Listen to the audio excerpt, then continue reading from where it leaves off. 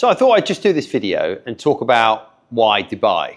Dubai right now is hot. Not only is the property market going bonkers, not only does every sort of business, it feels, particularly recruitment businesses, seem to want to open up here. It's a market that has had tremendously good PR since COVID. But what I thought, I've been in this part of the world, I've had a business here for 14 years, and I've been here in the region since 2008. I've seen the good, the bad, and the ugly, okay? And I thought I'd just put together, given that Dubai is so popular right now, I thought I'd just put together what actually life is like. Okay, and what the business market is like. So let me start off by just giving you a bit of background on the business community. I came here in 2008. I came here because I was offered a job with a lot of money. I was told that during the financial crisis, this place wasn't going to get hit. I came out, I went to do a job, it was going great. Then the recession came in here and absolutely obliterated the market. Like, I would say the traffic went from horrendous to fine in a space of 3-4 days. Cars dumped at the airport, people leveraged and financed up to their eyes. Disaster for many folks. I was one of the fortunate ones. I didn't get in any debt when I was here. I stuck it out. I saw, I didn't really, during the financial crisis, didn't really have many places to go because everywhere else was suffering. So I stuck it out here. And then I saw Dubai start to, probably the shoots of what you're seeing now really start to emerge. And I was able to jump on. I saw the opportunity. It was a very opportunist moment where I saw that there was huge potential in the market, barely any businesses here, and I could jump into, I could be the big fish in that small pond, and I jumped in it and I made the Middle East my niche, and my background was advertising. I was going to be the go-to guy. It worked very well. We expanded, did fantastic till about 2016. I had 20 odd people here. I had quite an old-fashioned style recruitment business then. It was a 360 model. And then you know what happened? Those who are around in 2016 or recruited in the energy sector will tell you the arse fell out of the oil price. And with that, in this part of the world, with so much connected to the oil price and the revenue that the government gets from the oil price, the market went into a deep depression, well, a very slow depression. And that depression actually lasted, you just have to go back and look at news articles from like 2016 through to when COVID happened. The Middle East as a market was really stuttering and suffering. There wasn't a lot of growth. House prices, I bought a place in 2015, it then flew down. I think we paid 4.5 million dirhams for a villa. We lost like 1.5 million dirhams in that villa 2 years later. That's how quickly it went down. What happened though is I learned about the volatility of this market. The volatility in these markets is something I've seen twice. I saw it play out in 2008. I saw it play out in 2016. Obviously COVID, the world went into a downward spiral then, but Dubai rapidly recovered. And the market that we're in now is the post-COVID recovery. And it is one where, look, oil prices have been good. Dubai itself is seen as a market, as a safe haven. So the unfortunate wars going on in Russia, going on in the terrible destruction going on in Israel and Palestine, Dubai is a place that actually takes a lot of money. When problems in the region happen, it's seen as a safe haven and a place of investment. So Dubai's had a lot of money coming in since those wars have started. Not only that, but with inflation, with the favorable tax rates here, you've actually seen a considerable amount of people move here. The population has swelled. And in that time as well, you've seen the real rise of Saudi Arabia. Saudi Arabia has put a considerable amount of investment into its Vision 2030. The UAE, Qatar, and Saudi seem to have all announced that they want to diversify their economies and for them to become non-petrochemical reliant economies. That means they've got to grow the non-oil reliant sectors, of which business like mine that recruits in the marketing, communications, and creative sector, we prosper in that environment. So that's great. The markets here are doing well. The government's still got really good money that's come through. There's a lot of investment that's come here. A lot of businesses are opening up here. There's a great vision in Vision 2030 where Saudi's spending its huge pool of investments into its economy. Wonderful news. What I can tell you though is the size of the market here is, if you come from the UK, if you come from America, if you come from Asia, it's tiny. You've got Saudi, which is like a 30-odd million population. The UAE, which is 9 million population. The, Kuwait, Oman, Bahrain, tiny markets. What you've got is a very a very candidate-driven market, well, a very candidate-heavy market, very client-driven market. Lots of people want to come here, lots of competition for jobs, not enough jobs really to support the amount of people that are coming through. A premium placed on regional talent, a premium placed on regional knowledge, and really, if you're used to recruiting in those big, heavy, high-growth markets, it's very hard to find clients who are expanding rapidly at the volumes you might be used to, just because of the size of the market here. When I was in Asia, you were covering 3.3 billion people there. Here, you're not even covering a billion. So yes, there's great potential. Yes, the markets are growing, but let's take into consideration the fact that it's quite small. The other thing I just want to tell you, and I'm going to be frank with you here, is business community here is still maturing. You're going to meet people who are going to waste your time. You're going to meet people who potentially might not be completely straight with you. You're going to meet people here who are, when it comes to paying you, they're going to put up a real big fight. Speak to anyone that's been out here and done business out here for a while, it's very hard to get paid. So you need to be incredibly resilient on that. You need to keep your options open. It's a very in-person market as well. You need to make sure if you're going to meet customers, you need to sort of get to know them. You'll probably, if you meet someone for an hour, you might talk about business for only 5 minutes. Most people will be warm. Most people will meet you here, but they might not want to transact with you as well, which a lot of people might find very odd. Most Brits I know, most Americans I know, most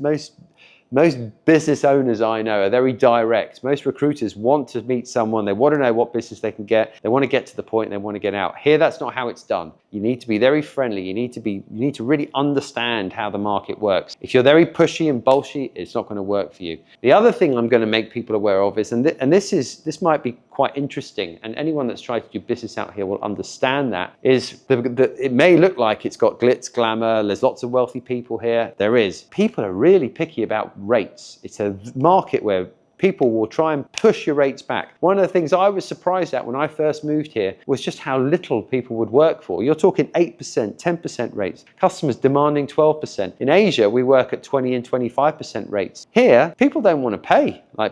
So you've got to really fight and show the value of what you're doing. That is a really, really tough thing to do. And don't forget geographically where you're positioned. Sometimes there's a business, say in India, that will do it for 1 month's salary, and you're up against them sometimes. Now, I'm sure your quality will be better than that, but just be aware that you're constantly going to be in a price conversation with people. That is one of the real things that anyone that's been in business for the Middle East for some time needs to understand. It always goes down to price. People want to negotiate what they'll pay you, and they typically will pay you quite late. Also, in recruitment especially, you need to make sure that you're really all over your candidates, because people seem to constantly be looking. I call it like Dubai has a smash and grab culture, i.e. sometimes people come here with a 2-year agenda. In that time, they just want to get as much money as they can, and they go job, job, job, job, job. And sometimes if you're a recruitment business and you place someone in that job, it's really very hard, because people can still carry on looking. Now I'm going to talk to you about Saudi and Abu Dhabi as well, because they've got big potential, those markets. They're fantastic. They're quite slow though, and they're very localized. In Abu Dhabi, a lot of the business that we get is very high salary,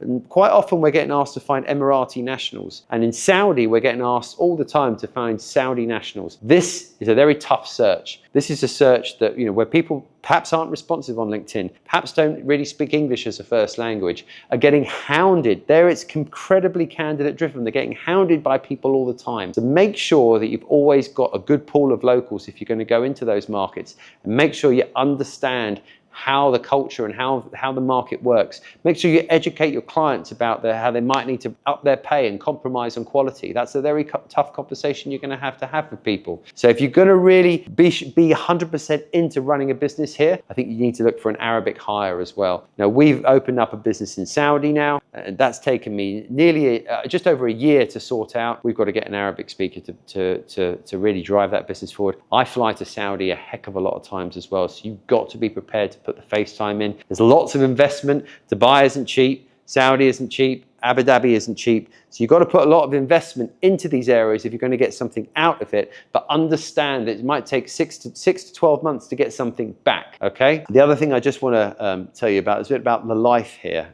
Because Dubai has become incredibly popular, real estate has become very expensive. So I just want to make that very clear to people. The days of saying that the Dubai rent is very cheap, I think they seem to have passed us. Yes, there's more product and supply that's coming onto the market. It will take some time. A lot of people want to live in central Dubai.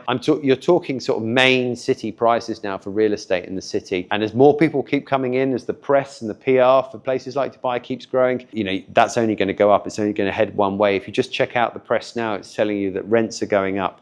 I know I started this talking about Dubai Dubai, but it's important that I mention Saudi as well. Riyadh is more expensive than Dubai. Again, it's a supply-demand issue when it comes to property over there. It's really, really hard to find a good place to live. And Abu Dhabi is a little bit cheaper than them both, but it's still not very cheap. And I want to make that clear to people. Qatar, we do a bit of business there. It seems to be a post-World Cup getting more popular now. That's a bit more cost effective, but it still is quite expensive. I just want to make that very clear. Going out, it's a very opulent way of life here. If you want to go out, you want to have a glass of wine, etc., you're gonna spend quite a bit of money on that. I just want to make it very clear. Everywhere you tend to want to go out, if you want to drink alcohol, it's going to be in a quite an opulent hotel, no doubt. So be prepared to spend big bucks if you want to go out. In terms of sort of the market, the types of people, I think in Dubai now it's like 12 expats to 1 local. So it's a very international market that you'll be moving into. So you won't really interact with many locals in Dubai. That's very quite different in Abu Dhabi and Saudi, where it's very much sort of a local. It feels actually, you really do feel like you're in Arabia.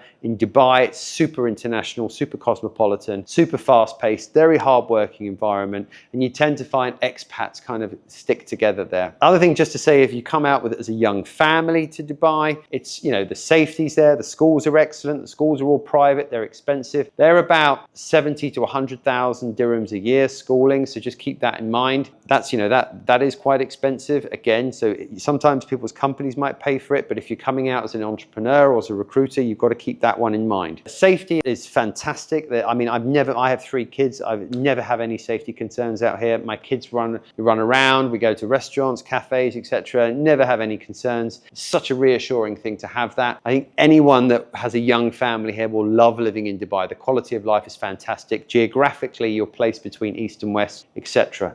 Very, very good. What I would say, what I have heard from people who are single, and I remember when I was a single guy here, it can be quite a tough place if you're a single person. I think if you come out here, you're driven, you're ambitious. As an entrepreneur, it's great. But if you're coming out here maybe to look for your life partner, I think a lot of people get caught up in the lifestyle here. There's a lot of people that kind of come here, do a job, they kind of think they're on permanent holiday with all the beach clubs that are going on, etc. I see a lot of people come out ambitious with good intentions who are younger and then just get swept up by Dubai, and they leave in 2-3 years later with huge credit card debts. I think if you're going to come here and you're young, there's great opportunities, but you've got to make sure you're disciplined. Don't get caught up in the brunches. Focus on the job that you're doing, or try and build a business without getting any of that involved in your life. And I think as a result of that kind of party and somewhat hedonistic life that comes with living out here, a lot of people find it hard to meet their life partner, or find it hard to meet a boyfriend and girlfriend that they settle with. That's something I just hear a lot of, and I think it's important I share that. So make sure you hold true to your values. I'm sure you can, I'm sure you can find the right person here, but I do know that people found it quite hard because of that sort of hedonistic party lifestyle out here. So I just want to give that a little heads up, give people a little heads up on that as well. But overall, look, I've been out here for a long time now. I've spent 4 years in Singapore as well. I did Dubai, Singapore, Dubai. So I liked it so much I came back. My wife loves it. My kids love it here. I can pop home and see my family in the UK. That's fantastic. I'm also incredibly driven. I'm also got, pretty good discipline when it comes to work, and I didn't let myself get taken away by the hedonism that Dubai has. I was close to it, but I didn't let that happen. And I've built a great business here, and I see the opportunities. I hope this is really, really useful for people. If you've got any other questions about what life is like in Dubai, by all means, reach out and drop me a message. And I look forward to sharing more video content with you soon.